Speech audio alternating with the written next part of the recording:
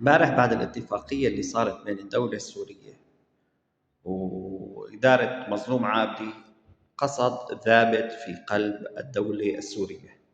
في شيء صار اسمه قوات قصد، في شيء صار اسمه وزارة الدفاع، في شيء اسمه الأسايش، صار في شيء اسمه قوات الأمن الداخلي التابعة لوزارة الداخلية السورية.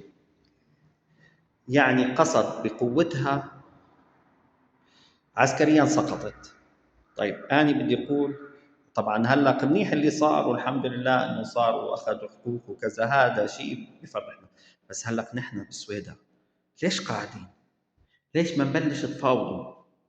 ليش ما تفاوضوا لتحصلوا على حقوق؟ لانه انتم شفتوا انه بالعسكر وكبر الراس في شيء صار مثل ما بدهم.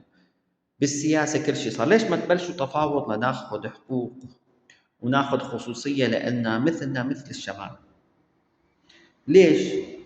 ليش لهلق في ناس مصممة إنه نحن راح نصير دولة وإدارة ذاتية مثل ما كانت قصد بتحلم، وهي قصد مدربة وآلاف ومئات آلاف القوات، وآخر شيء انتهت بلحظات وما أخذوا حقوقهم إلا بالسياسة.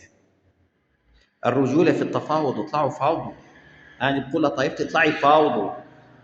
طالبوا بالمحافظ، مع اني بتمنى انه مصطفى بكور يضل، لانه هو احسن من احسن واحد من جماعتنا بده يقعد.